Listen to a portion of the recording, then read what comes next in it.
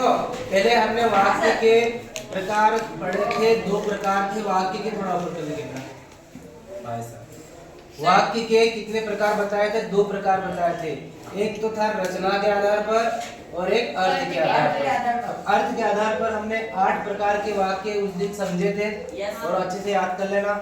इसके बाद रचना के आधार पर 3 प्रकार के वाक्य होते हैं।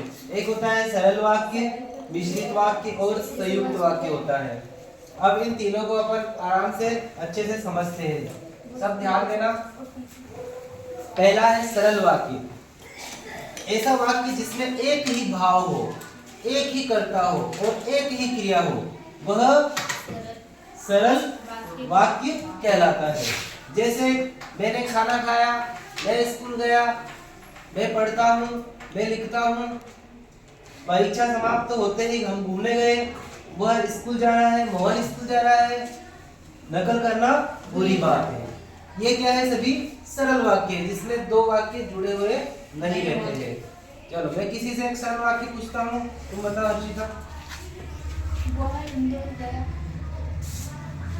क्या बात? वह इंदौर गया। और कौन बताएगा? डोली।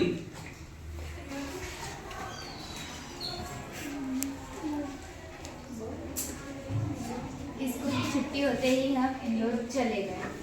हाँ ठीक है, इस प्रकार ये सरल वाक्य हुए। अगला है मिश्रित वाक्य।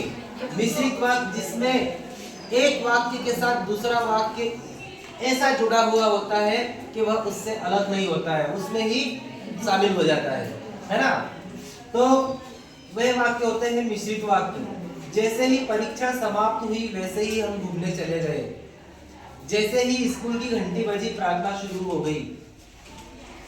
जैसे ही जो नकल कर रहा था उसे पकड़ लिया गया। अब आपको दिख रहा है पे दो वाक्य, एक तो ये परीक्षा समाप्त हुई और ये घूमने गए, है ना। दो वाक्य, ये नकल कर रहा, ये और एक पकड़ लिया गया।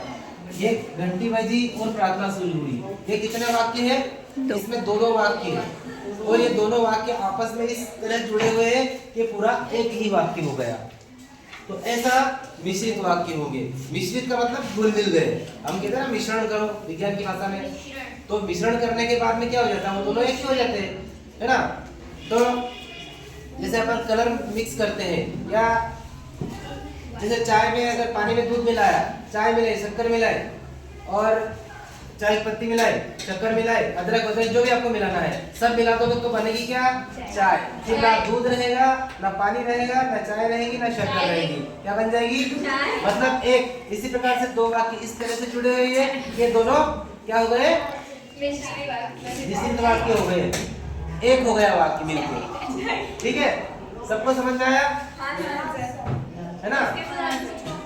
जैसे ही स्कूल की घंटी बजी और छुट्टी हो गई, आप तो ये सोच के बैठे हो ना कि स्कूल की घंटी बजे लास्ट वाली और बस देख लेके जाए।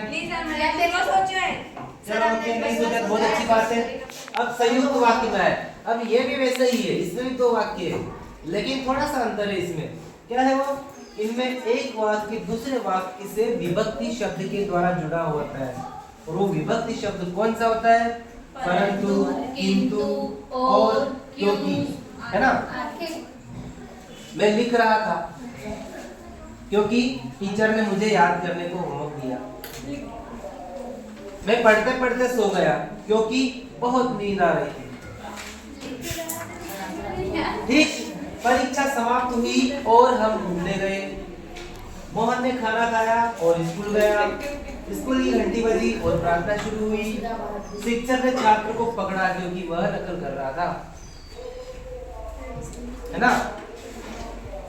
आज वे स्कूल आने में मुझे स्कूल आने में देरी हो गई क्योंकि मेरी गाड़ी पंचर हो गई, है ना। तुम वहां मत जाओ क्योंकि वहां पर जाना अच्छी बात नहीं है ना। इस प्रकार से आप किंतु परंतु के वाक्य भी बना सकते हो। चलो और कौन बताएगा इसका जवाब? एक वाक्य बनाओ बेटा इसमें सर। पीछे हाँ तुम बताओ। एक वाक्य सोच लो जल्दी।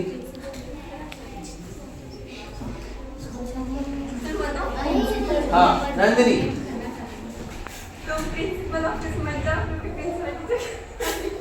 हाँ नॉट ए जोक। ओके और कोई बताइए। मुझे मुझे चावल पसंद नहीं किंतु खीर बहुत पसंद है ना। तो मुझे कचौरी खाना पसंद नहीं किंतु समोसे खाना पसंद है। तो ये किंतु परंतु के वाक्य से भी आप संयुक्त वाक्य बना सकते हो। चलो ओके समझ में आया।